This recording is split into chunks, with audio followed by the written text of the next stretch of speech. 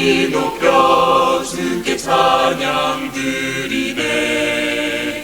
나 또한 주 음성 들려올 때 내 마음 열리네. 아침엔 기쁘게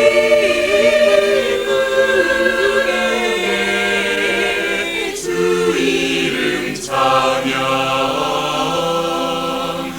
저녁엔 주의 어깨 주 안에 쉬네.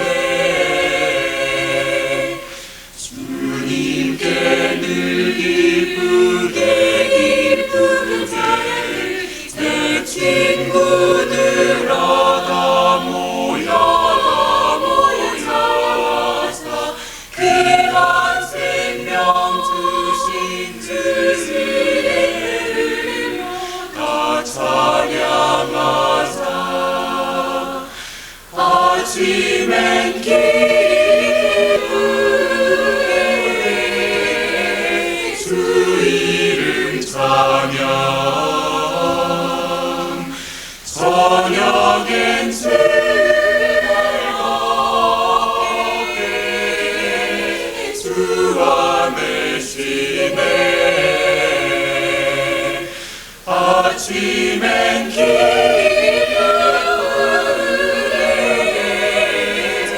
주 이름 찬양, 저녁엔 주.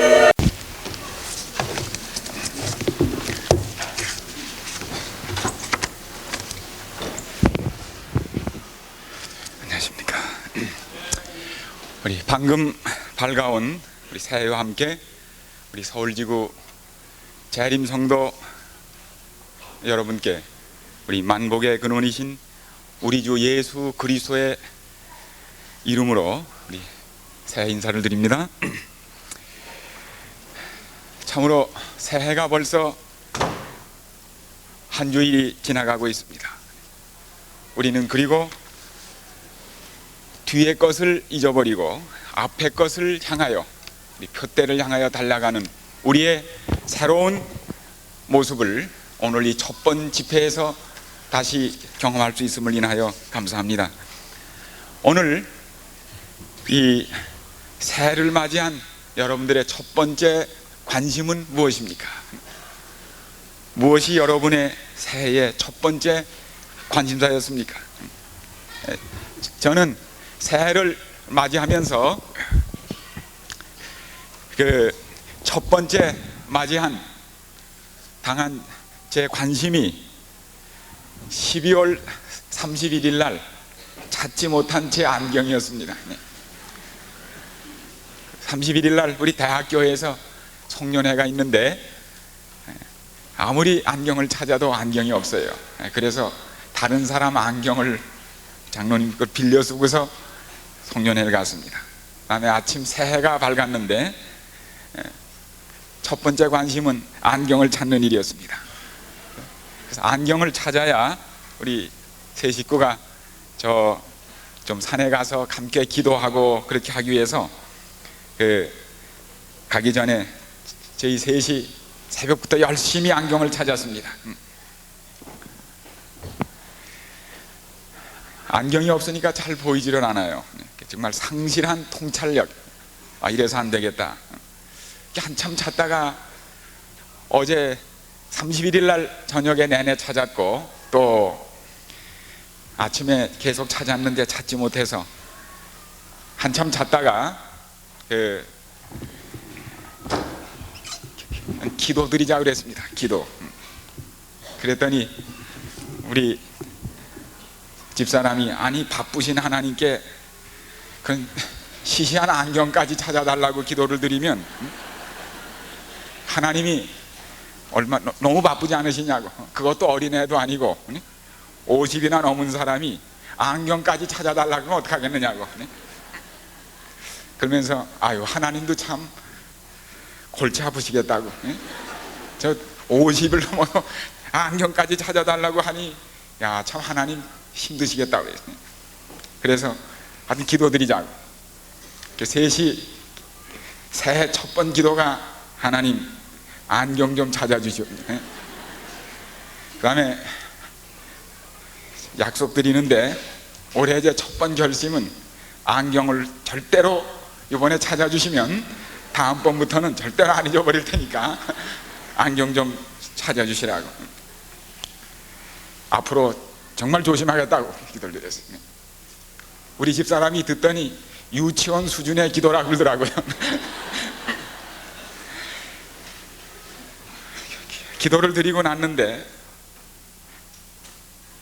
마음이 바로 어제 저녁도 찾았고 아침에도 찾았는데 소파 밑에 쪽으로 많이 가는 거예요. 그래서 우리 아이 보고 다시 거기 좀 찾아보라고 3분 이내에 찾았습니다. 네.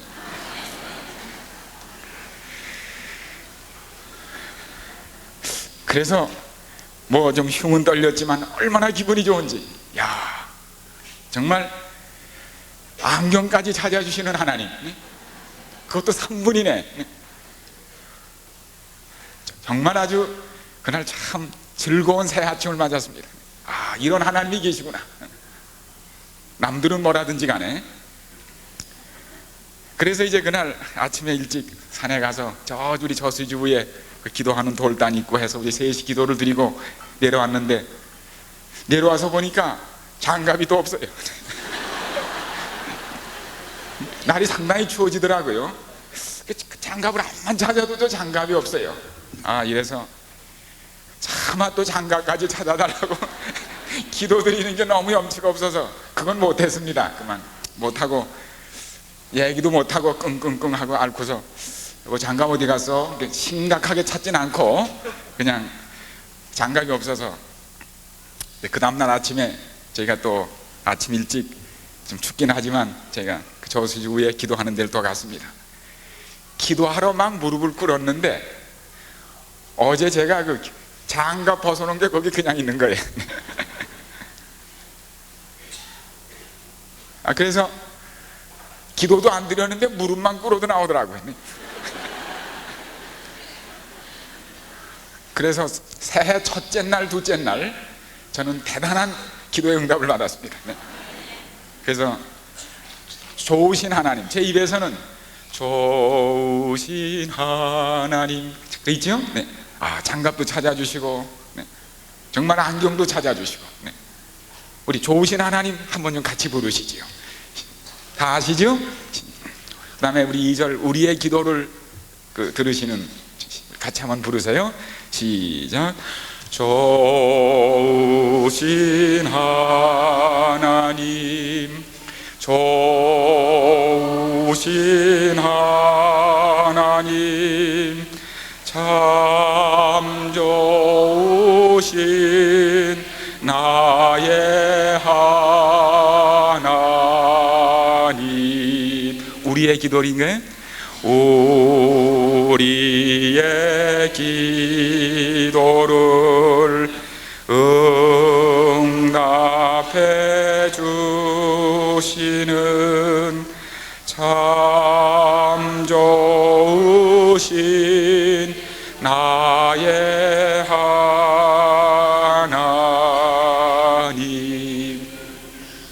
안경과 장갑까지 찾아주신 하나님께서 이 한 해 동안 무슨 도움을 안 주시랴 생각하니 이 한 해가 갑자기 즐거워지고, 네. 참 모든 근심과 걱정이 마음에서 떠나는 걸 느꼈습니다. 네.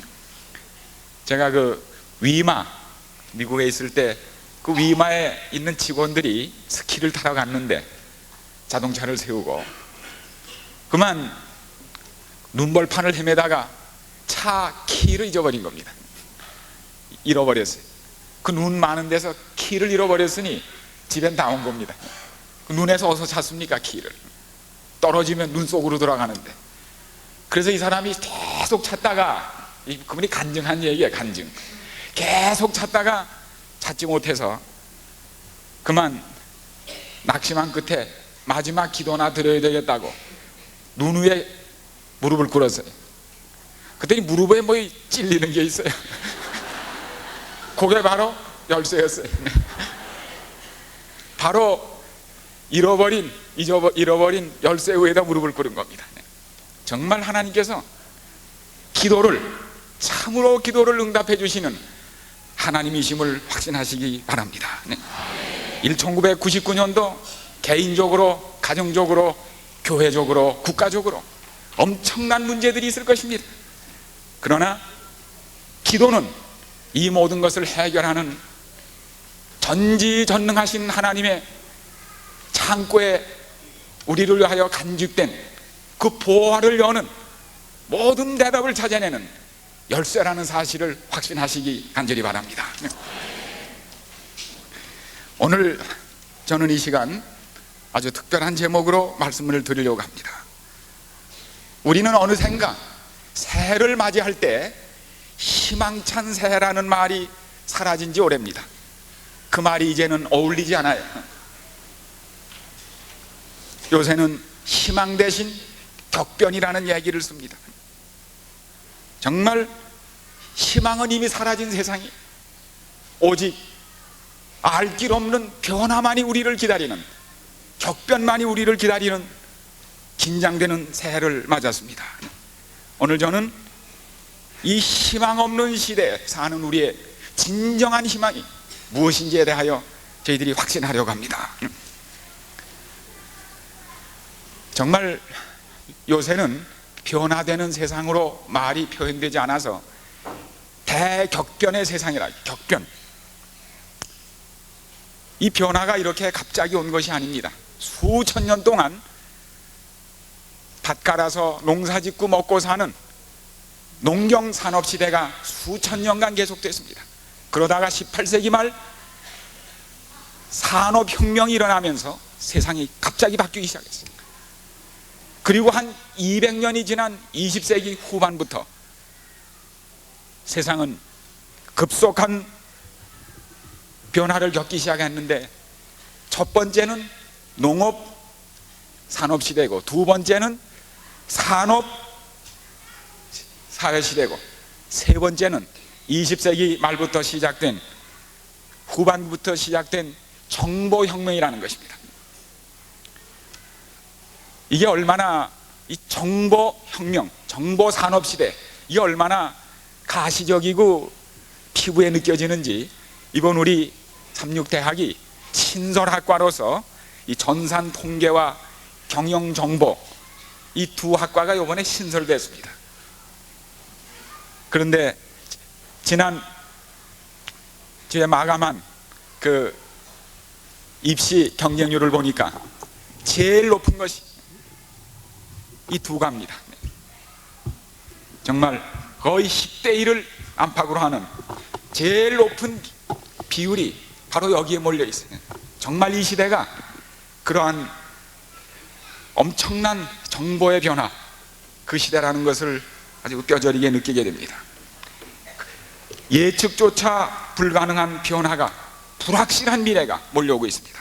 그래서 누가복음 21장 25, 26절에는 사람들이 세상의 이말이를 생각하고 무서워함으로 기절한다고 했습니다.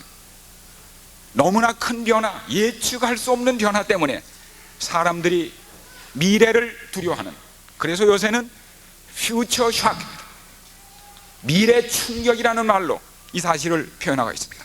그러나 우리는 곧 이어서 그때 사람들이 인자가 구름을 타고 능력과 큰 영광으로 오는 것을 보리라, 이런 일이 되기를 시작하거든 일어나 머리를 들라, 너희 구속이 가까웠다는 분명한 대답을 가지고 있습니다. 그래서 한마디로 우리의 앞이 불투명합니다. 무슨 변화가 일어날지를 예측할 수가 없습니다. 그래서 불안한 것입니다. 확실하지 않기 때문에 불안한 것입니다. 이런 세상에서 우리가 무엇을 바랄 것인가, 무엇을 소망하고 희망할 것인가. 이 소망이라는 말, 성경에 자주 나오는 소망, 희망이라는 말이 우리 그 히브리 말로는 티크바입니다. 이 티크바라는 말은 그 줄을 길게 이렇게 스트레치 하는 겁니다. 당겨서 뻗치는 겁니다. 즉 내게 없는 것을 바깥에서 얻기 위하여 쭉 줄을, 손을 내미는, 그래서 그걸 끌어들이려고 하는 그러한 행위를 나타냅니다. 그래서 희망이라는 것, 소망이라는 것은 바라는 것이라는 말로, 바라는 것. 이 바라는 사람은 누가 바랍니까? 없는 사람이 바랍니다. 있는 사람은 바라지 않습니다.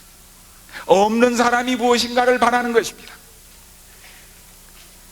그래서 욥기 5장 16절에 보면 그러므로 가난한 자가 소망이 있나니 그랬습니다.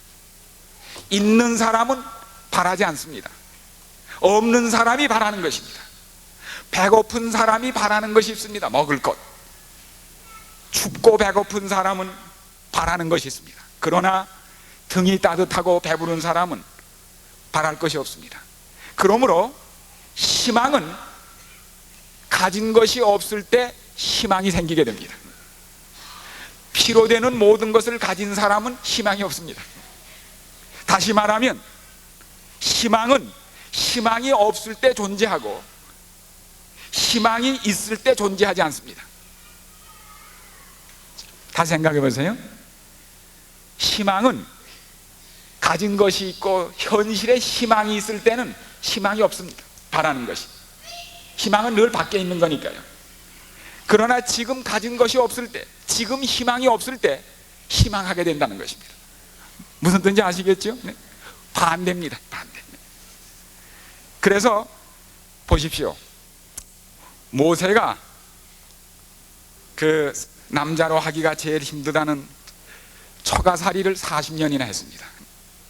처가살이 40년에 그는 그의 모든 자존심은 짓밟히고, 출애굽기 3장에 보면 장인 이드로의 양떼를 끌고 장인집 양떼를 치는 목부로서 처가살이하는 모습이 나옵니다. 그의 모든 인생의 꿈은 산산이 다 깨졌습니다. 참 데이트도 없이, 데이트도 한번 못 해보고 객지에서 만난 얼굴빛도 검은 미디안 여자와 엉겁결에 결혼했습니다. 그의 결혼관은 깨뜨려졌습니다. 직업관도 깨뜨려졌습니다. 이렇게 인생을 살 줄은 꿈에도 몰랐어요. 지금 장인집 목부 노릇합니다. 처가살이. 출세관도 깨졌습니다. 다 깨졌습니다. 이제 나이도 중노인이 돼가는 80세를 넘고 있습니다. 그럴 때 그가 양떼를 이끌고 나가는 그 광야에 아시는 대로 떨기에 불이 붙는 걸 봅니다. 그리고 거기서 하나님이 모세를 부르시는 것입니다. 저 고달픈 노역으로 희망이 없어진 이스라엘 백성에게 해방을, 자유를 주라는 부르심입니다.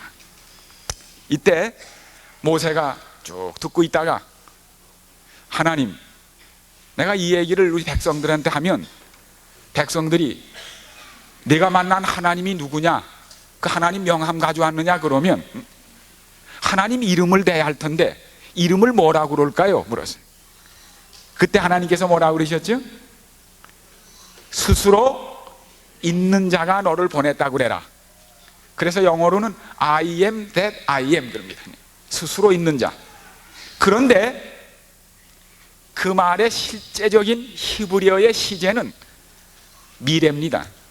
I will be that I will be입니다. 그걸 우리말로 개념이 안 서기 때문에 그런 표현을 한 것뿐입니다. 다시 말하면 하나님께서는 현실의 모든 것을 빼앗긴 모세에게 아무것도, 미래에 대하여 바랄 게 하나도 없는, 현실에 아무것도 없는, 다 부서져 버린, 다 빼앗겨 버린, 그리고 그의 백성은 애굽에서 종살이하는 산산조각이 난 이 백성들의 미래로서 그들 앞에 미래적인 하나님으로 다가오신 것입니다. 참으로 스스로 있으신 하나님은 미래의 하나님으로, 희망으로 모세에게, 이스라엘 백성에게 다가오신 것입니다. 이제 그러므로 우리가 정말 진정한 희망은, 소망은, 이 희망 없는 시대에 진정한 소망은 어느 때 오는 것인가? 호세아 2장 15절. 호세아 2장 15절. 오늘 우리는 아주 중요한 말씀을, 이 희망 없는 시대에 사는 우리에게 진정한 희망이 무엇인지를 그 뿌리부터 저희들이 확인하는 것입니다. 호세아 2장 15절에 보면 여기 보십시오. 거기서 비로소 저의 포도원을 저에게 두고 아골 골짜기로 소망의 문을 삼아주리니 저가 거기서 응답하기를 나옵니다. 아골 골짜기를 무엇을 만들어 주시겠다고요? 소망의 문을 만들어 주시겠다. 아골 골짜기는 아골이란 뜻이 무엇입니까? 여기 나온 대로 환난입니다. 패배입니다. 거기서 이스라엘 백성은 패배했습니다. 좌절했습니다. 범죄했습니다. 희망 없는 아골 골짜기, 절망의 아골 골짜기를 뭘 바꾸시겠다고요? 소망의 희망의 문으로 바꾸시겠다고 말씀했습니다. 언제 희망이 있게 되는가? 희망이 없을 때 희망이 그때부터 나타나기 시작합니다.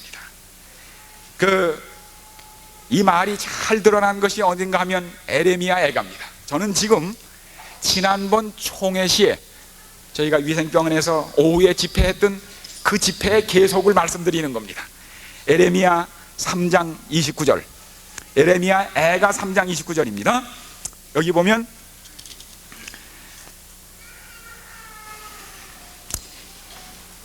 여기 그 앞에 쭉 읽어보면 15절 이하에 읽어보시면 나를 쓴 것으로 배불리시고 쑥으로 취하게 하셨으며 조약돌로 내 이를 꺾으시고 채로 나를 덮으셨고 주께서 내 심령으로 평강을 멀리 떠나게 하시니 내가 복을 잊어버렸으며 스스로 이르기를 나의 힘과 여호와께 대한 내 소망이 끊어졌다 하였도다. 정말 모든 희망이 다 끊어졌습니다. 희망이 하나도 남아난 것이 없습니다. 에레미야가 애가가 어느 때 쓰여진 거 아시지 않습니까? 드디어 예루살렘은 멸망당하고 백성들은 포로로 잡혀가 예루살렘 성전은 잿더미가 된 희망이 없는 때입니다. 쑥물을 마신 때입니다. 잿더미만 남은 때입니다. 여기 보는 대로 소망이 끊어져 버렸습니다.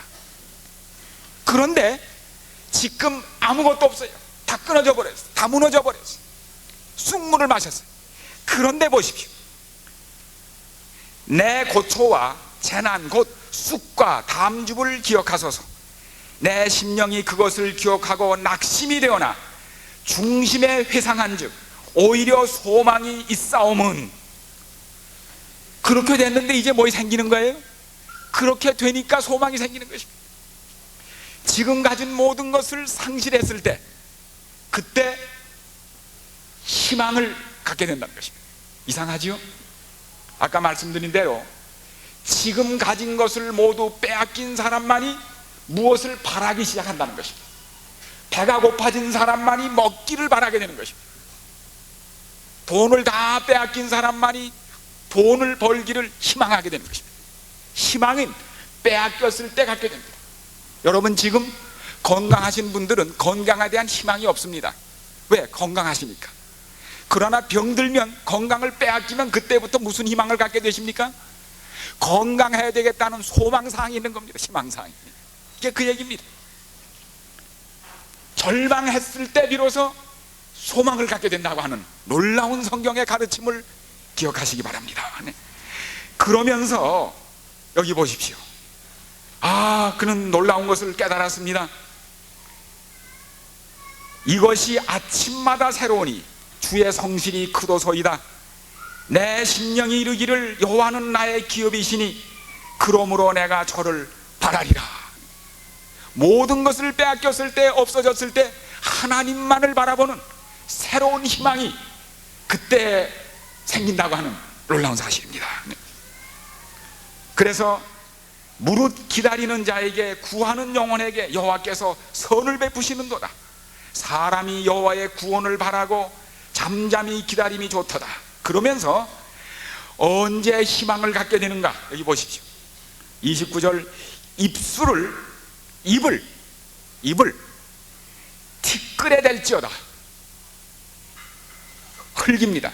입을 흙에 달하는 것입니다. 혹시 이게 영어로 if so입니다. 혹시 그렇게 하면 희망이 소망이 있을지로다. 어떻게 하면 희망이 생긴다고요? 입을 얻어 대면요, 흙에다가 대면 희망이 생긴다는 겁니다. 이게 무슨 뜻입니까? 입을 티끌에 댈지어다. 그러면 희망을 갖게 될 것이다. 입을 흙에 댄다는 말은 자기를 흙과 똑같이 여긴다는 얘기입니다. 흙과 똑같아지만 뭐로 의미합니까? 죽는 거로 의미합니다. 희망이 없음을 얘기합니다. 여러분, 기도 드릴 때 어떻게 드리는 줄 아세요? 기도 드릴 때 어떻게 기도 드립니까? 눈을 감습니다. 손을 못 씁니다. 그리고 엎드립니다. 이게 무슨 자세인 줄 아세요? 죽는 자세입니다. 옛날 히브리 사람들이 드리던 전형적인 기도가 입을 흙에 대고 눈을 감고 엎드리는 자세는 이게 죽음을 의미합니다. 우리는 기도 드릴 때 우리 자신이 너무나 낮아져서 전지전능하신 하나님 앞에 죽음의 자세를 취하는 것입니다. 그래서 너는 흙이니 흙으로 돌아가라는 그 말씀의 의미를 모습으로 보이는 것입니다. 그때 우리에게 무슨 힘이 이르러옵니까? 우리를 다시 창조하시는 하나님의 재창조의 능력을 응답을 통하여 경험하는 것입니다.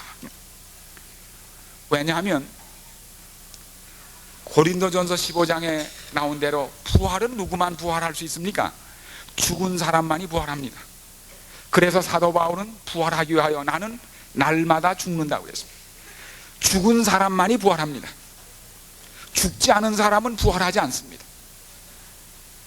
사도 바울이 자신을 날마다 죽는 경험을 한 것은 부활을 경험하기 위하여 그렇게 한 것입니다. 우리가 지금 죽었다고 예수님 오실 때 다 부활하는 거 아닙니다. 사도 바울처럼 자아가 죽은 사람만 부활합니다. 몸이 죽은 사람이 다 부활하는 것이 아니고 자아가 그리스도 안에서 죽은 사람만이 그리스도와 함께 부활한다는 사실을 기억하시기 바랍니다. 목숨이 끊어졌다고 부활하는 거 아닙니다. 자아가 죽지 못한 사람은 결단코 부활하게 되지 않는 것입니다. 그래서 이게 뭔가 하면 아주 중요한 진리입니다. 이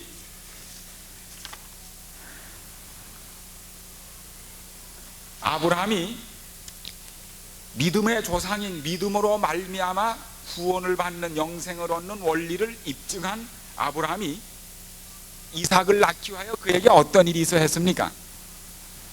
육신이 썩어야 했습니다. 육신이 생명을 낳을 수 있는 가능성이 죽어야 했습니다. 그러기 위해서 얼마 걸렸죠? 25년이 걸렸습니다. 죽어야 했습니다. 썩어야 했습니다. 그래서 로마서 5장 17절에 보면, 여러분 이건 대단히 중요한 구원의 원리입니다.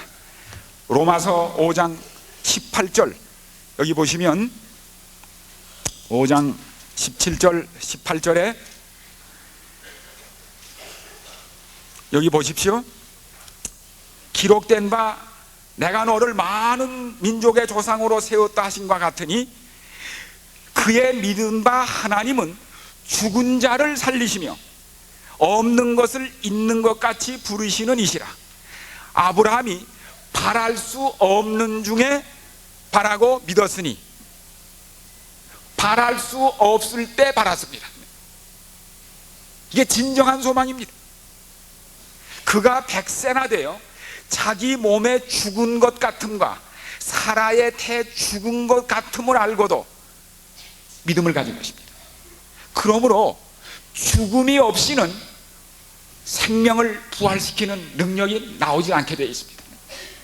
그가 육신적으로 생명을 탄생시킬 수 있는 가능성이 죽었을 때, 그때 이삭이 태어났습니다.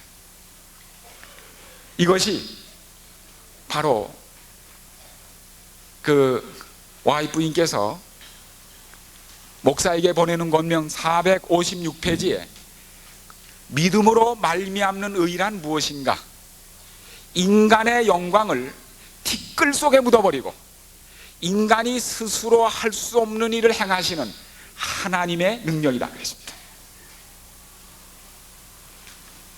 인간의 영광을 티끌 속에 묻어버리고 스스로 할 수 없다는 영생은 인간의 능력으로 이룰 수 없다는 사실을 분명히 깨닫고 인간의 영광을 티끌 속에 묻어버리고 이 일을 할 수 있는 하나님의 능력에 전적으로 의존하는 것, 그것이 영생을 가져오는 믿음으로 말미암는 의의 정의라고 말씀했습니다. 왜 그렇게 하는가? 에베소 2장 9절에 보면 누구든지 자랑치 못하게 하려 함이라. 고린도전서 1장 29절 아무도 자랑치 못하게 하려 함이라 그랬습니다. 영생을, 구원을 자신이 이루었다고 생각하면 구원이 이루어진 다음에 뭘 합니까? 자랑하게 되어 있습니다. 자랑을 하게 되면 뭘 못하게 되어 있습니까? 하나님께 영광을 돌리지 않게 됩니다. 왜? 자기가 했다고 자랑하니까. 그래서 세천사의 기별인 요한계시록 14장 6절 7절에 심판하실 때가 이르렀으니 하나님을 두려워하며 그에게 뭘 돌리라고요? 영광을 돌리라. 하나님께 온전한 영광을 돌리자면 자식에게는 절대로 영광을 돌려서는 안 됩니다. 즉 자랑할 것이 없어야 합니다. 그래서 아브라함이 이삭을 낳아놓고도 자기가 낳긴 했지만 자기의 능력으로 낳은 것이 아니기 때문에 이삭에 대한 영광을 온전히 하나님께 돌릴 수 있었습니다. 그러므로 바로 왜 사람이 자신을 티끌처럼 여겨야 하는가? 그렇게 되지 않으면 하나님의 영광이 드러날 수 없기 때문이라는 사실을 기억하시기 바랍니다. 이것은 너무나 중요한 사실입니다. 그래서 기억하십시오. 늦은 비 성령은 요한계시록 18장 1절에 보면 그 영광으로 땅이 환하여지더라고요. 하나님의 영광으로 땅이 환하여집니다. 그러므로 늦은 비 성령을 받을 사람은 자기에 대하여 무엇이 없는 사람이에요? 자랑할 것이 없는 사람이어야 합니다. 중요한 말씀입니다. 자기에 대하여 자랑할 것이 있는 사람은 늦은 비 성령이 임하지 않습니다. 왜요? 늦은 비 성령까지 임하면 뭐 할까요? 하나님의 영광으로 땅이 환화해지는 것이 아니고 제 자랑으로 땅이 환화해질 것입니다. 자기 영광으로. 절대로 그런 일은 없을 것입니다. 그리하여 우리 여기 예언의 기록된 대로 늦은 비 성령은 겸비한 자 위에 내린다는 사실을 기억하시기 바랍니다.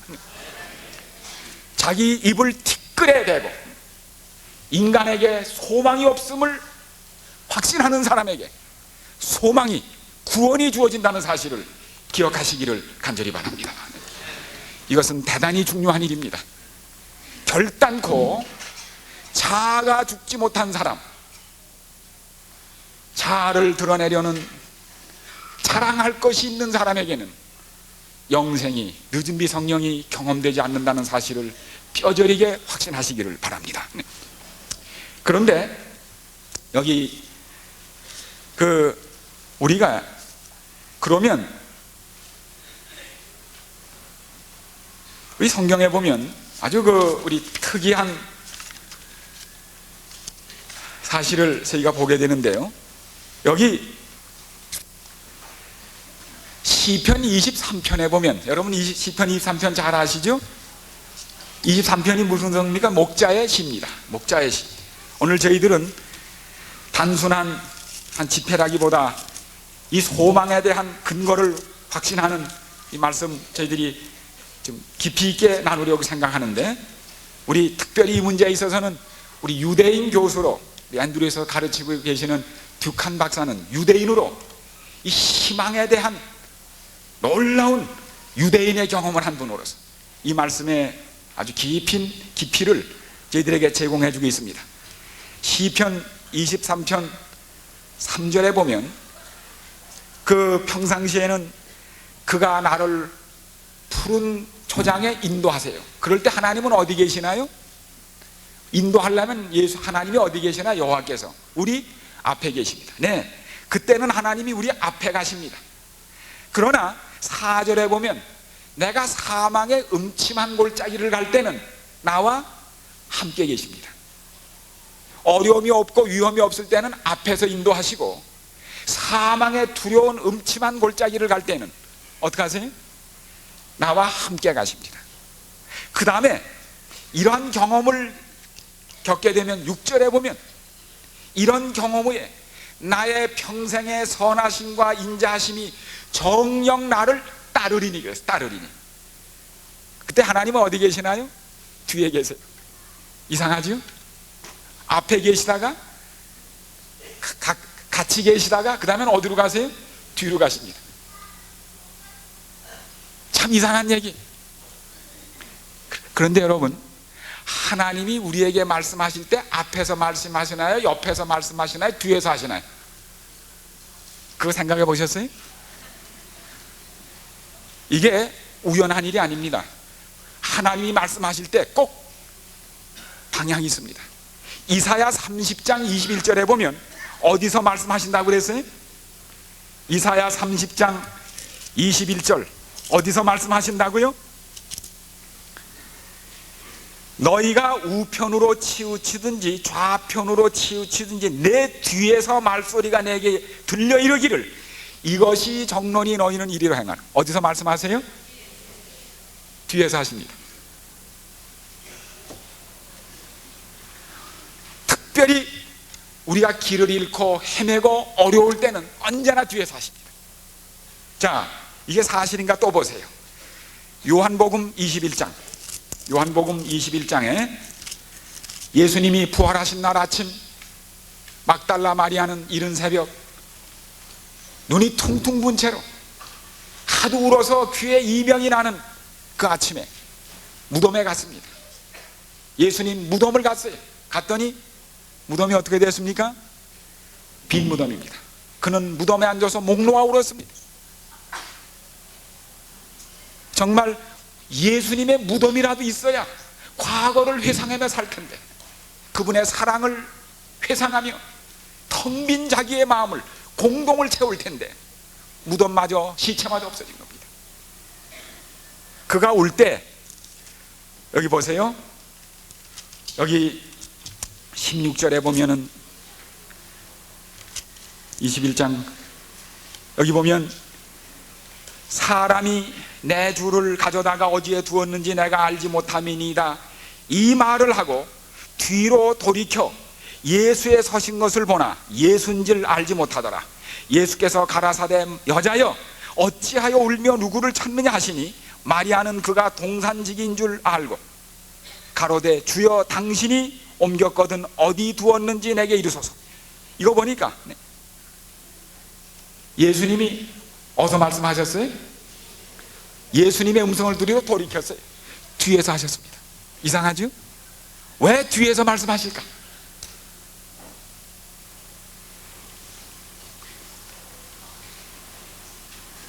뒤에서 희망을 말씀하셨습니다. 울지 마라, 내가 살았다. 내가 살았다는 소식을 제자들에게 빨리 알리라고. 희망은 앞에 있는 것이 아니라 어디에 있어요? 뒤에 있는 것입니다. 우리의 앞에 있는 희망이 없을 때, 전망, 앞전자 전망이 어두울 때 하나님은 어디에서 말씀하세요? 뒤에서 말씀하십니다. 여러분, 다가오는 세상이 앞이 어둡고 불투명합니다. 앞에는 희망이 없습니다. 우리가 바라보는 세상엔 희망이 없습니다. 이럴 때 하나님은 어디서 말씀하십니까? 뒤에서 말씀하십니다. 자, 우리 하나만 더 보십시오. 요한계시록 1장입니다. 요한계시록 1장.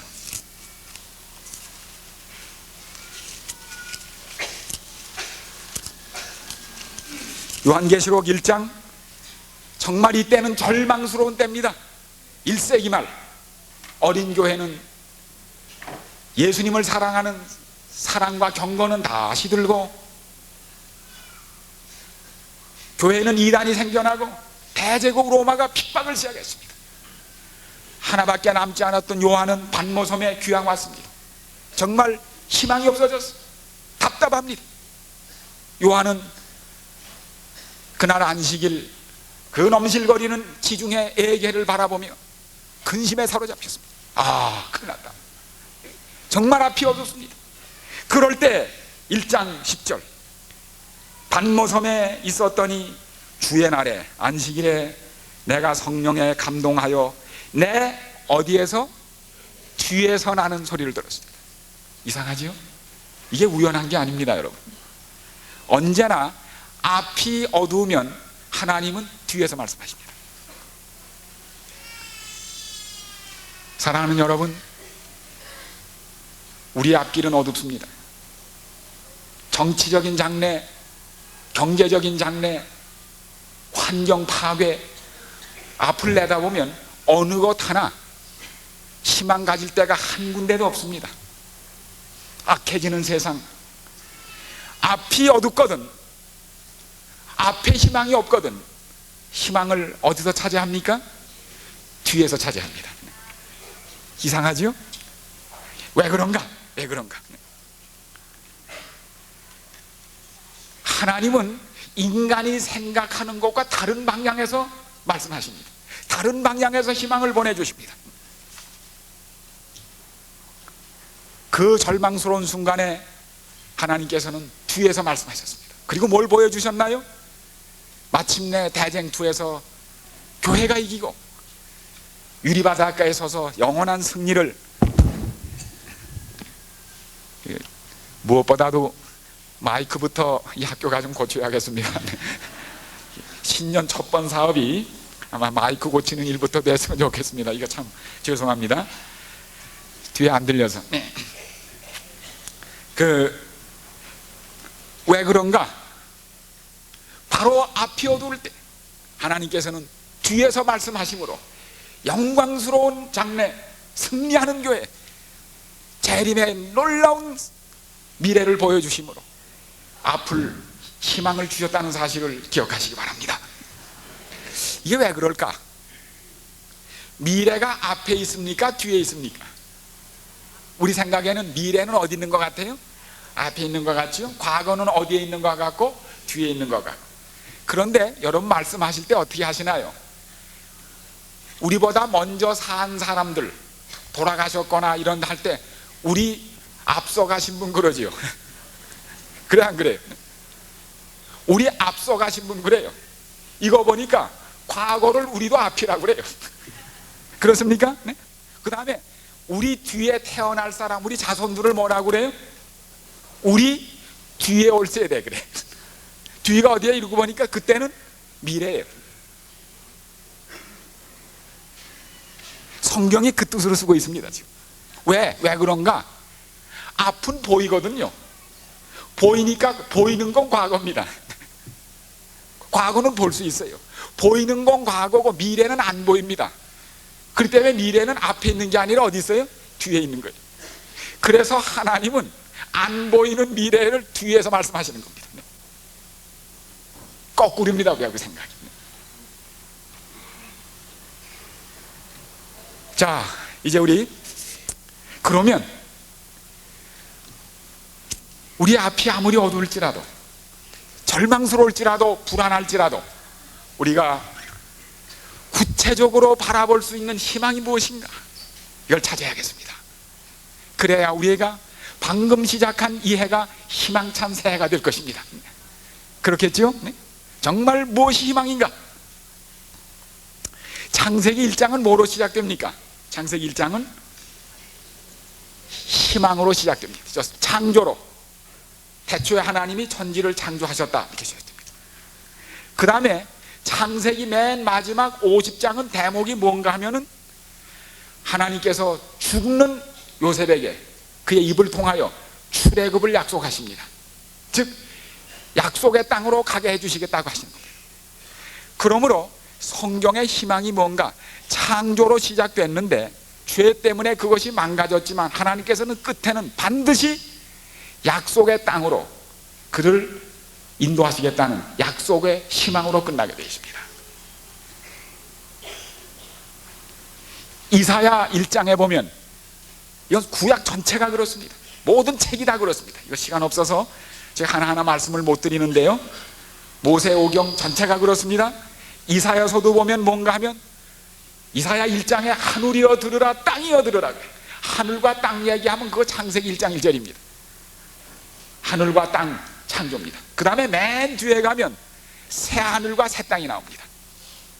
이 정말 하나님을 배역한 하늘과 땅이 마침내 새 하늘과 새 땅으로 보이는 회복된 신천신지의 약속으로 보게 됩니다. 구약 성경의 시작은 뭐라고요? 창세기 1장 창조입니다.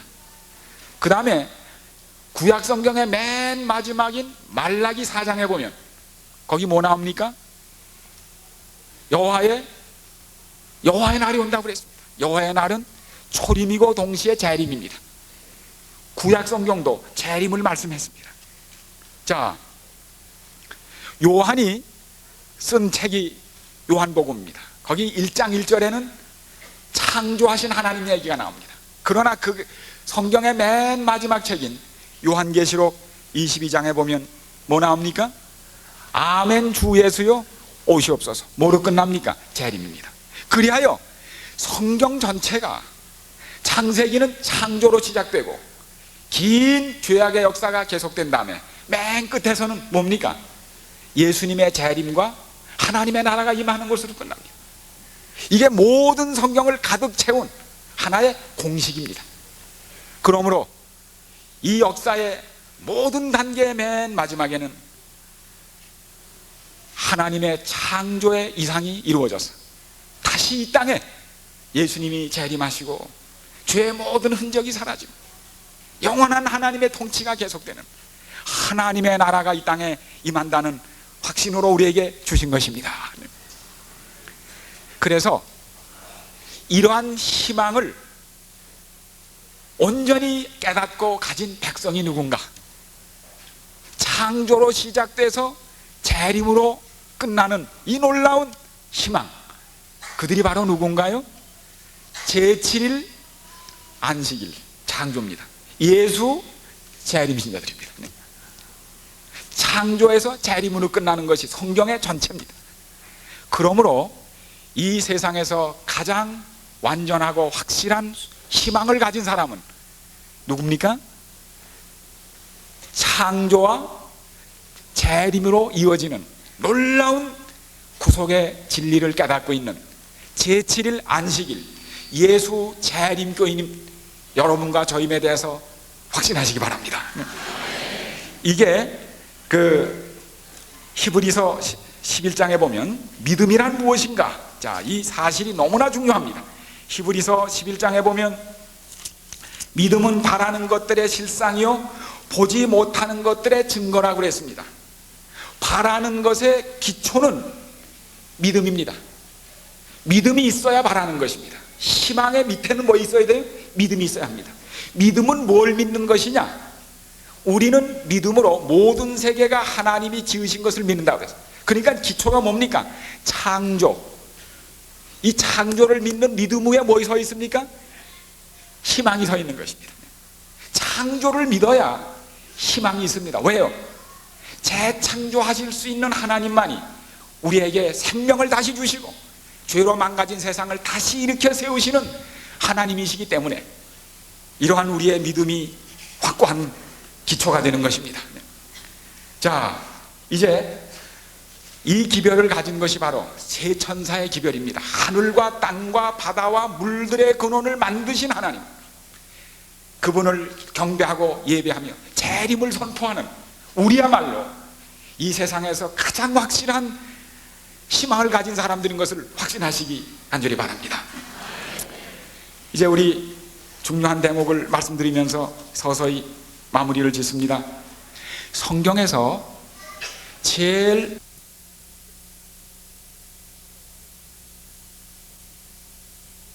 그게 세상에서 제일 아름다운 노래라고 그러는데, 왜냐하면 그 내용이 무슨 노래인가요? 사랑의 노래입니다. 그런데 유대인들은 수십 세기 동안 예수님 당시까지 이른 안식일이 시작할 때 아가서를 암송한 것입니다. 이상하죠? 그 많은 책 중에 아가서를 유대인이 암송을 한 거예요. 그게 문헌에 나옵니다. 근데 아가서를 읽어보면 그 내용이 무엇입니까? 두 사랑하는 연인들이 뭐 하는 거예요? 서로 대화하는 겁니다. 서로 대화체로 기록되어 있습니다. 아주 애타는 사랑이 나와 있습니다. 근데 왜 유대인들이 안식일에 아가서를 읽었을까? 무엇 때문에? 여기에는 깊은 이유가 있습니다. 자, 창세기 1장에는 뭐이 나옵니까? 하나님이 7일 동안의 안식일 천지를 창조하시고 제7일에 안식하셨다, 그렇게 기록되어 있습니다. 그렇죠? 2장에 보면 1장에 나오는 똑같은 창조 얘기를 반복했습니다. 똑같이 7토막으로. 그리고 제7일에 안식하셨다는 말씀 대신 아담 하와가 결혼했다, 그렇게 기록되어 있습니다. 그래서 안식일과 이 결혼은 같은 자리에 놨습니다. 다시 말하면 안식일은 연합을 표현합니다. 결혼으로 이루어지는 사랑과 행복의 연합.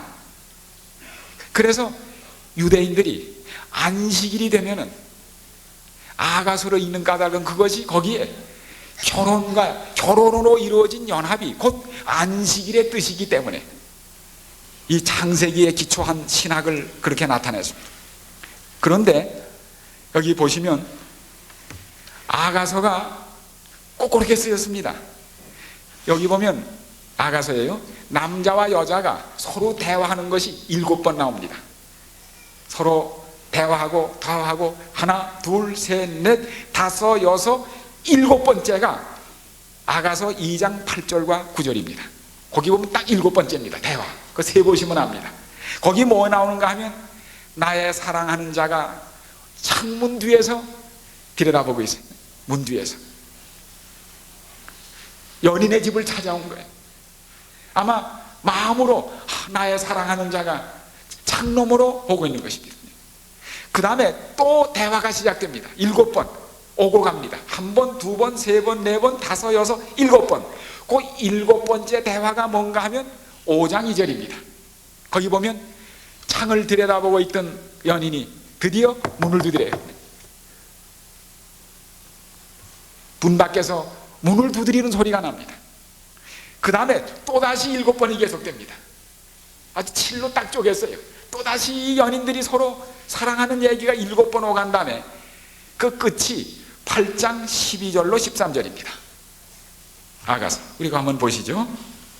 아가서 그 마지막 아가서 8장 12절 13절에 여기 보면 나의 사랑하는 자야 너는 빨리 달리라. 향기로운 산들에서 노루와도 같고 어른 사슴과도 같아라. 빨리 와라. 빨리 와라 이겁니다. 그래서 사랑하는 자가 창문에서 바라보다가 그 다음에는 문을 두드리고 그 다음엔 빨리 오라고 하는 그 부르짖음이 거기 나옵니다. 그런데 알고 보니까 요한계시록에 나오는 내용이 아가서하고 같다는 사실을 찾아낸 겁니다. 왜냐하면 여기 요한계시록 12장에 보면 그 해를 입은 한 여자가 나오지 않습니까? 해를 입은 한 여자가 하나님의 교회를 상징하는 그 여자가 해를 입고 아름다운 여자가 나오는데 그 여자의 모습이 어디에 나오는가 하면 아가서에 나오는 여자입니다. 아가서 6장 10절에 보면 아침빛까지 뚜렷하고 달같이 아름답고 해같이 맑고 기치를 벌린 군대같이 엄유한 여자가 누구인가? 그 계시록 12장에 나오는 여자가 어떤 여자예요? 아가서에 나오는 하나님의 사랑의 대상인 교회입니다. 그 계시록에 나오는 정결한 여자 하나님의 교회가 아가서의 여자예요. 그런데 아가서에 보면 그 막 연인이 와서 문을 두드려요. 요한계시록 3장 20절에 보면 볼지어다 내가 어서 두드려요. 문 밖에 서서 두드리노니 누구든지 문을 열면 내가 들어가 저로 더불어 먹고 저는 나로 더불어 먹으리라. 이게 아가서에 나오는 절절한 사랑의 얘기입니다. 알고 보니까. 그리고 요한계시록 맨 뒤에 보면은 거기 뭡니까? 마치 아가서의 맨 끝이 뭐예요? 너는 빨리 오라 그랬어. 요한계시록 맨 끝이 뭡니까? 내가 속히 오리라. 내가 속히 오리라. 그래서 아가서와 요한계시록이 같은 내용인 것을 찾아낸 것입니다. 사랑의 얘기, 안식일의 얘기, 안식일의 얘기. 그런데 이 아가서를 보면은, 여러분들이 아가서를 읽어보면 이 두 사랑하는 사람이 만나서 같이 살게 됩니까? 그냥 만나지 못한 채로 끝납니까? 두 사람은 결코 이 아가서에서는 만나지 않습니다. 다 상상 속에서 그리워합니다. 막 오는 것 같고 기다리고, 그리고 만나진 못합니다. 애타게 그리워하며 점점 다가오면서도 현실의 저는 이루어지지 않은 채 달려오는 곳으로 끝이 나고 맙니다. 그러나 아가서는 달려오는 연인을, 자기를 사랑하는, 자기를 위하여 옷벗김을 당하고 성중에서 매를 맞아 상처를 입은 이 연인을 기다리고 기다리는 사랑의 기다림으로 끝납니다. 사랑하는 여러분이요, 지금 우리는 이 땅에서 바라는 것이 있습니다. 이루어지지 않은 채 기다리고 바라는 것이 있습니다. 그것이 뭡니까? 혼인잔치의 신랑이신 누구를 기다리는 거예요? 예수 그리스도를 기다리는 것입니다. 분명히 올 신랑, 신랑을 기다리는 신부의 두근거림, 그것이 아가서에 나와 있는 하나님 백성들의 모습입니다. 여러분, 우리가 혼인잔치를 기다리며 속히 오실 우리의 신랑이신 그리스도를 기다리는 이 기다림이 창조로부터 재림을 기다리는 제7일 안식일 예수 재림교인들의 고유한 성서적 확실한 희망임을 기억하시기를 간절히 바랍니다. 이 여자는, 연인은 자꾸 안으로 들어오려고 했습니다. 문을 두드리면. 사랑하는 여러분이요, 예수 그리스도께서 우리 문 밖에 서서 두드리고 계시는 것입니다. 우리가 그분을 영접할 때 비로소 우리에게는 영원한 행복과 영원한 하늘의 어린 양의 혼인잔치에 참석하는 이 놀라운 행복을 경험하게 될 것입니다. 이제 마지막으로, 그러면 다시 한번 밝아온 새해와 함께 우리가 변함없이 가져야 하는 우리의 희망은 무엇입니까? 앞을 보면 바라볼 거 하나도 없습니다. 아무것도 기대를 걸 수 없습니다. 여론조사를 해봐도 지금 우리 나라가 누구를 나의 지도자로 뽑아야 할지 개념이 다 없어졌어요. 신문 여론조사 보셨죠? 그들은 전씨 노, 노씨 노, 김씨들 노, 사람이 없어요. 기다릴 게 없는 거예요. 저쪽 북한에도 김일성 노, 김정일 노, 다 노야. 미국도 마찬가지, 다 노야. 기다릴 게 없어요. 온 세상이 기다릴 데가 없는, 기다릴 사람이 없는 세상이 되고 말았습니다. 이럴 때 우리는 기다릴 사람이 있는 것을 인하여 감사하셔야 합니다. 아멘. 주 예수 오시옵소서. 우리는 기다리는 사람이 있는 것입니다. 연인이 있다는 사실을 기억하셔야 합니다. 연인. 여기 우리 마지막 부분으로 고린도전서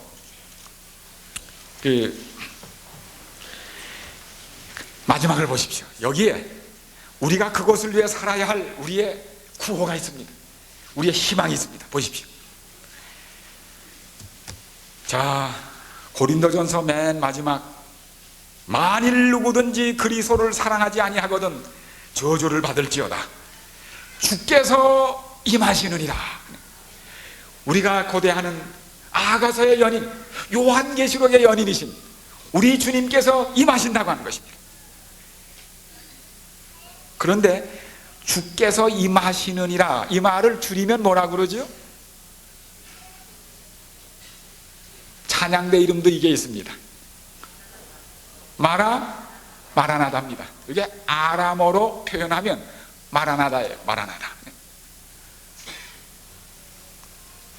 주께서 임하시느니라.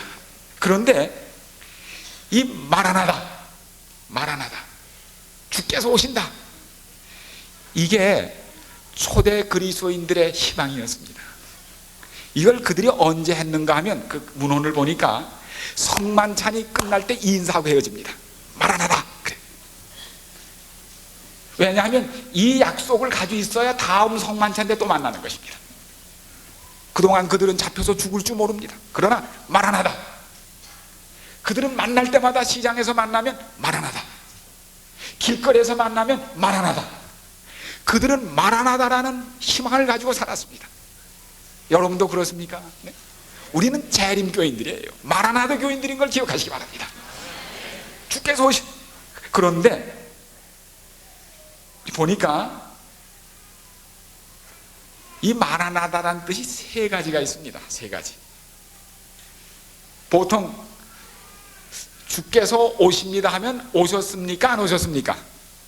지금 오셨어요? 안 오셨어요? 안 오셨어요. 그러므로 The Lord will come, 예수께서 오실 것입니다, 오십니다, 그래야 합니다. The Lord is coming 혹은 The Lord will come, 그래야 합니다. 주께서 오십니다. 근데 이거는 그렇게 말해도 됩니다. 예수님이 앞으로 오실 테니까. 그러나 이 문장하고는 틀린 말입니다. 이거는 미래에 오신다는 뜻이 아닙니다. 그렇게 쓰여 있지는 않아요. 그렇게 믿는 건 괜찮습니다. 예수님이 앞으로 오시니까. 오히려 이것은 과거입니다. The Lord has come. 주께서 오셨다는 말이 돼요. 아니, 오시지도 않았는데 오신 것인가? 여기 보면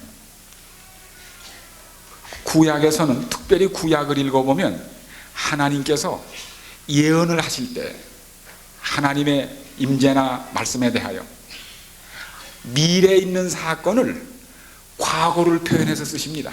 이걸 예언적 과거라고 해요. 분명히 사건은 앞으로 있을 사건인데 시제는 뭘 쓰는 건 과거를 써버립니다. 그래서 얼른 읽으면 분명히 앞으로 될 일인데 시제는 과거예요. 이게 그겁니다. 똑같습니다. 왜 그런가? 미래는 우리가 믿을 수가 없어요. 무슨 일이 일어날지. 그러나 확실히 아는 건 뭡니까? 과거입니다. 그건 보이는 거예요. 그래서 아예 하나님의 약속과 예언과 재림의 약속은 과거처럼 확실하다는 것입니다. 이미 된 거나 다름이 없어요. 과거는 확실합니까? 확실합니다. 과거는 의심할 여지가 없어. 왜요? 봤으니까. 예수님의 재림은 과거처럼 확실한 미래라는 사실입니다. 아주 시제를 바꿔놨어요. 이건 미래 사건이 아니라 과거처럼 확실한 미래라는 걸 기억하시기 바랍니다. 이건 기정사실입니다. 우리는 오실지 말지 한 하나님 예수님을 기다리는 것이 아니라 과거처럼 분명한 미래를 기다리는 백성인 것을 기억하십시오. 기억하십시오. 미래는 불확실합니다. 그러나 우리는 과거처럼 확실한 미래를 갖고 계시다는 사실을 확신하십시오. 그것이 예수님의 재림이요 마라나다의 뜻입니다. 마라나다. 예수님이 앞으로 오실까? 그런 마라나다가 아니, 과거처럼 분명한 미래라는 사실을 기억하십시오. 그래서 하나님께서 말씀하실 때 미래는 과거처럼 확실해집니다. 하나님이 하시는 미래 약속은 아예 과거를 써버렸습니다. 그런데 이것은 또다시 마라나다의 뜻은 거기서 끝나는 것이 아니라 뜻이 또 다릅니다. 또 다른 뜻이 있습니다. 여기에 마라 나, 이 나라는 말이 please, 지금 그 뜻입니다. 오 주님 빨리 오셔주세요, 그겁니다. Oh Lord, come oh Lord, 그 뜻입니다. Please, 제발 좀 와주십시오. 사랑하는 여러분이여, 우리의 소망은 과거처럼 분명한 미래 약속인 것을 기억하십시오.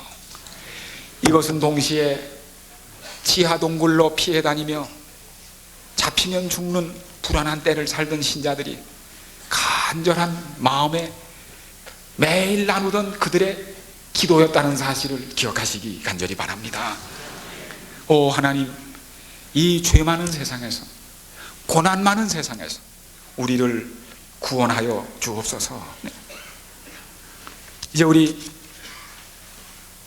소망, 그 소망이 무엇인지 아주 분명하지 않습니까?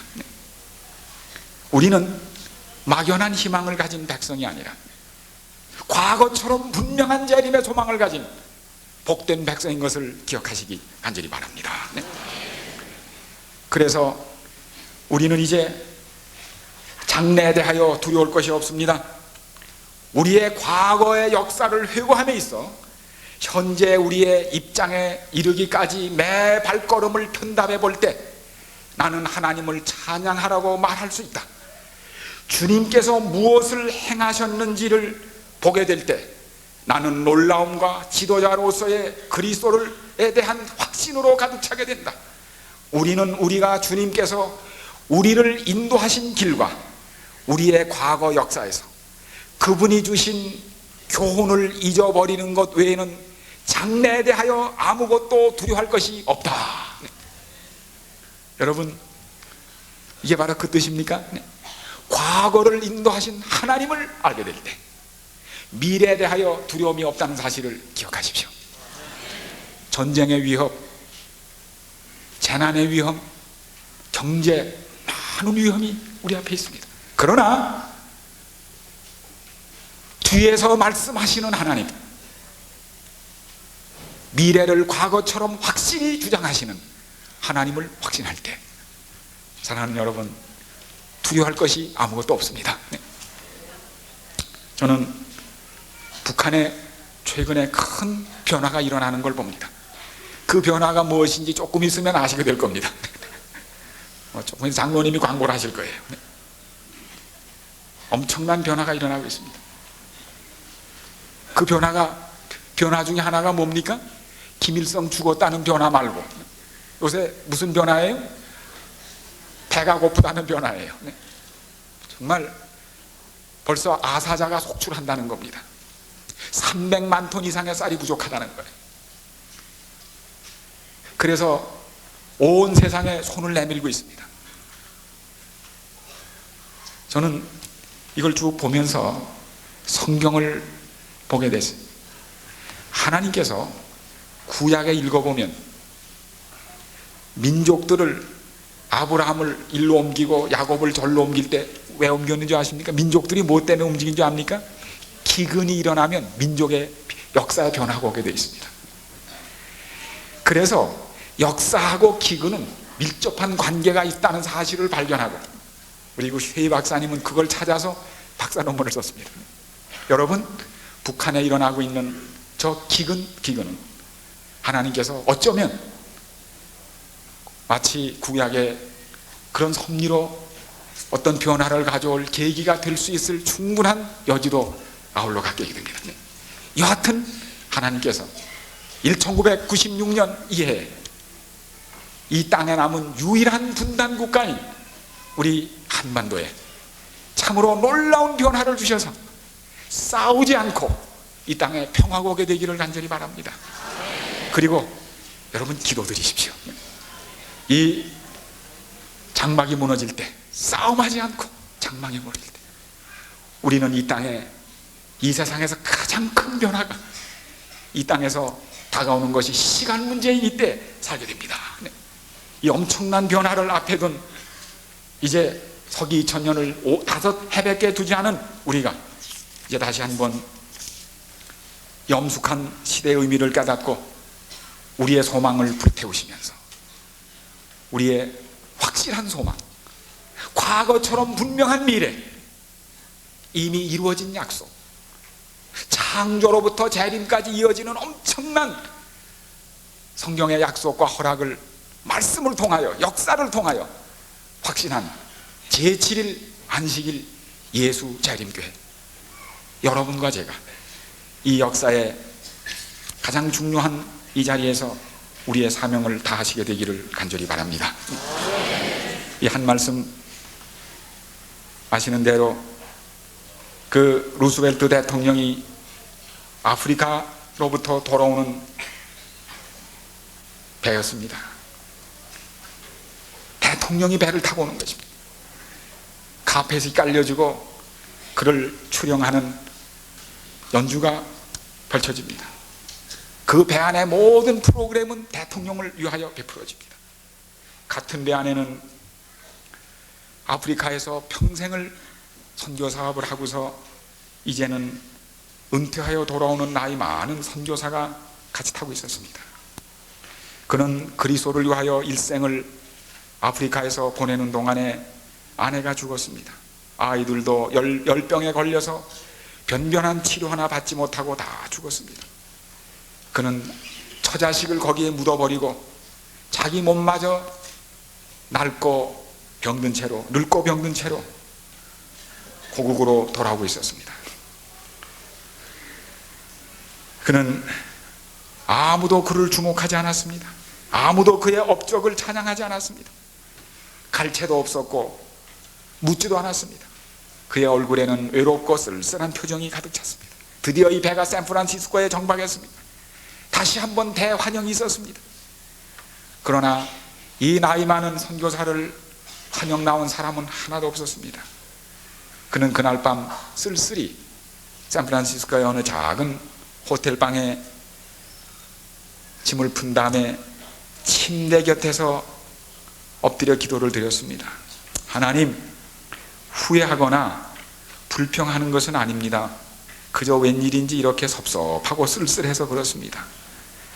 아시는 대로 저는 저 고생이 막심한 아프리카에 가서 주님을 위해 제 젊음을 바쳤습니다. 제 아내, 제 아이들까지 거기 묻고 돌아왔습니다. 이렇게 집으로 돌아왔건만 아무도 저를 반겨주지도 않고 제가 한 일을 주목하지도 않으니 참 섭섭합니다. 제가 이렇게 집으로 돌아왔는데도요, 그 눈물이 주르르 흘렀습니다.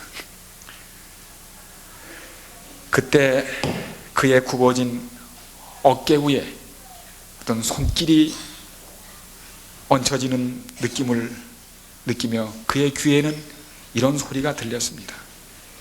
나의 사랑하는 나이 많은 친구여, 자네는 아직 집으로 돌아온 것이 아닐세. 자네가 정말 내 집으로 돌아올 때 내가 자네를 이렇게 하겠나. 자네는 아직 집으로 돌아온 게 아니야. 사랑하는 여러분, 우리는 때때로 우리가 주님을 위해 사는 삶이 너무 피곤하고 힘들어서 이것이 주님을 섬긴 결과가 이런 것에 대한 낙심을, 좌절을 겪을 때가 있습니다. 그러나 기억하십시오. 우리는 아직 집에 가지 않았습니다. 네. 우리는 아직 기다리고 있는 사람들입니다. 우리의 희망은 아직 우리에게 이르러오지 않았습니다. 우리는 기다리는 사람들입니다. 우리 잠시 찬미 전에 기도를 위하여 머리를 숙이시고 다음에 찬미 후에 장로님 기도 드리시고 일부 순서를 마치겠습니다. 다 같이 머리를 숙이시겠습니다. 그렇습니다, 여러분. 세상은 곧 지나갈 것입니다. 외롭고 고단한 나그네 길도 곧 끝날 것입니다. 예수님을 위하여 오래 수고하고 섬겨온 분들, 원칙을 지키며 산 사람들은 낙심할 때가 많습니다. 마치 예수께서 오셨는데도 아무 일도 일어나지 않은 듯. 그러나 기억하십시오. 아직 우리는 집에 오지 않았습니다. 미국의 하늘은 천군 천사의 나팔 소리로 뒤덮이고 빛난 광선이 어두운 구름을 뚫고 비칠 것입니다. 언약의 무지개가 떠오르고 드디어 영원한 세계가 그 햇살을 비칠 것입니다. 그때 우리는 참으로 하나님의 깊고 깊은 의중을 알게 될 것입니다. 우리가 주님 믿어온, 구주로 믿어온 그분께서 우리의 의탁한 것을 그날까지 지키시고 우리를 마침내 구원하셨음을 알게 될 것입니다. 우리는 본향으로 가는 중입니다. 우리를 심히 사랑하사 우리를 위하여 죽기까지 하신 주님께서 우리를 위하여 한 도성을 세우셨습니다. 새 예루살렘은 우리가 영원히 안식할 처소입니다. 바로 하나님의 도성에는 다시 슬픔이 없을 것이며 슬픔의 통곡도 깨어진 희망과 매장된 애정의 만가도 다시는 들리지 않을 것입니다. 머지않아 우리의 둔한 의복들은 혼인예복으로 바뀌어질 것입니다. 머지않아 우리는 우리 왕의 대관식을 목도할 것입니다. 그 생명이 그리스도 안에 숨김받은 사람들, 이 세상에서 믿음의 선한 싸움을 싸운 사람들은 하나님의 나라에서 구주의 영광으로 빛날 것입니다. 머지않아 우리는 우리 생애의 소망의 중심이신 그분을 뵙게 될 것입니다. 마라나다. 자비로우신 주님, 희망이 없는 세상, 새해가 시작되었지만 바라볼 곳도 없는 세상, 바랄 사람도 없는 세상, 절망스러운 불확실한 미래 앞에서 떨고 있는 저희들에게 과거처럼 확실한 미래 소망을 하나님의 말씀 속에서 확신하게 도와주셔서 감사합니다. 하나님, 우리에게 불타오르는 희망이 있습니다. 확실한 희망이 있습니다. 주님, 이 땅에서 모두 이루어지지 아니한 안타까운 사랑의 이야기가 있습니다. 애타는 사랑의 이야기, 십자가의 영원한 사랑의 이야기, 그 사랑의 이야기가 마침내 주님을 만남으로 혼인잔치에서 꽃 피어질 아가서의 사랑이 연근은 그 행복한 날을 바라보며 연인을 기다리는 여인처럼 순결하고 간절한 마음으로 주님 기다리게 도와주시옵소서. 그리하여 주님 뵙는 그날 우리 행복이 치솟게 하시고 우리의 소망이 불타오르게 하여 주시옵소서. 하나님, 앞이 어두울 때 뒤에서 말씀하시는 하나님의 음성 듣게 하시고 앞이 불확실할 때 확실하게 말씀하시는 뒤에서 나팔소리처럼 말씀하시는 희망을 듣게 하여 주시옵소서. 1999년 이 해가 우리에게 희망의 해가 된 것을 인하여 감사합니다. 불타오르는 재림의 소망, 그지없이 가까워진 주님의 재림, 이제는 이 기별을 세상에 전하며 우리 가진 모든 것 주님께 드려 이 사업에 헌신하도록 도와주시고 하나 되게 하시고 엄청난 희망을 가진 백성들인 것을 기억하고 세상에 낙심과 좌절이 아니라 희망을 던져주는 주님의 백성들 되게 하여 주시기를 바라며 마라나다. 오 주님, 정말 오시옵소서. 어서 오시옵소서. 고생이 불안이 심할수록 어서 오시옵소서. 그리하여 2000년이 다가오는 이때 주님, 다가오는 주님의 발자국 소리 들으며 주님, 내가 속히 오리라는 주님의 허락을 가슴에 사무치게 느끼며 재림을 기다리며 일하며 준비하는 진정한 재림 신자 되도록 우리 모두를 재림의 소망으로 불타오르게 도와주시기를 예수님의 이름으로 간절히 기도드립니다.